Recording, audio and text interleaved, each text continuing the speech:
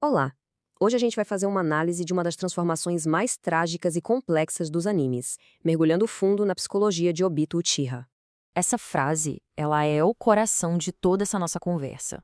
É um convite para a gente olhar além da superfície de um vilão e encontrar a dor que o criou. Então, aqui a gente não vai falar de maldade, a gente vai falar de trauma. Porque o Obito Uchiha não nasceu um vilão. Ele era aquele garoto que sonhava em ser Hokage, que acreditava nas pessoas. Então, o que foi que aconteceu para criar uma divisão tão drástica assim? Como é que um idealista se torna o arquiteto de um pesadelo? Para entender a queda, primeiro a gente precisa entender a base. E olha, a fundação sobre a qual o jovem Obito construiu os sonhos dele era surpreendentemente frágil. O jovem Obito era movido por uma necessidade muito profunda de validação externa, sabe? Ele não queria ser forte só por ser forte. Ele precisava desesperadamente ser visto e reconhecido pelos outros. Essa era a principal fonte de energia dele. E aqui está o ponto crucial. A percepção que ele tinha de si mesmo, o valor dele, dependia inteiramente da aprovação e do amor que vinham de fora. Ele não tinha um centro de gravidade interno forte. Na psicologia, isso define uma identidade frágil. É como construir uma casa inteira em cima de um único pilar. Se esse pilar for removido, não é só uma parte que cai, a estrutura inteira desmorona. Então vamos para o momento que tirou esse pilar. O evento que não só partiu o coração dele, mas demoliu todo o universo de crenças que ele tinha. O que o Obito perdeu naquele dia foi muito mais do que a pessoa que ele amava. Ele perdeu o próprio sentido da realidade. O mundo como ele conhecia simplesmente deixou de fazer sentido. Isso tem um nome. É o trauma existencial.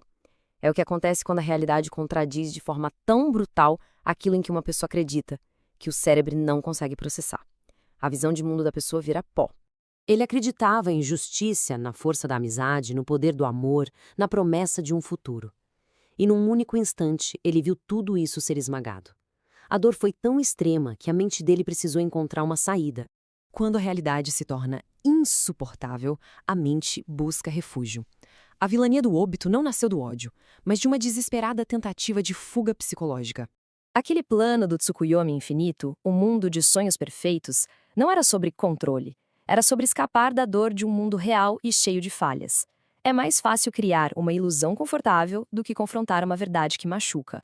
Para sustentar essa nova realidade, ele usou um mecanismo de defesa muito poderoso, a racionalização.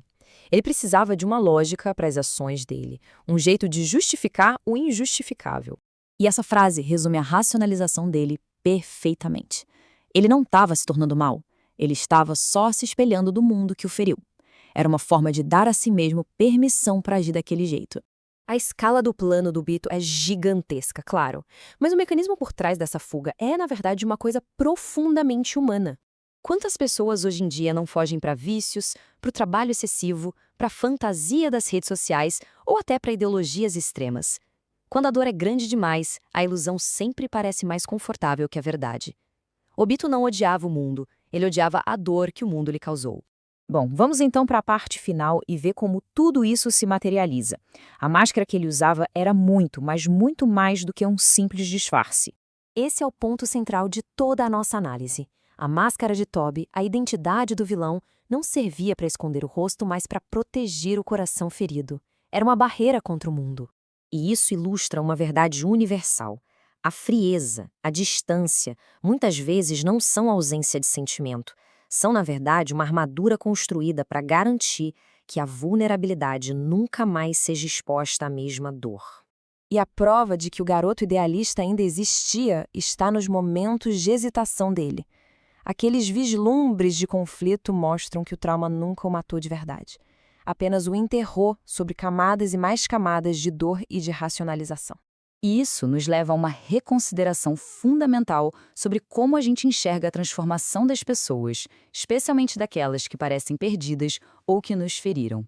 Talvez ao olhar para alguém, em vez de julgar a pessoa que ela se tornou, a pergunta mais poderosa e empática que podemos fazer seja esta: por trás dessa fachada, por trás dessa máscara, o que essa pessoa está desesperadamente tentando proteger?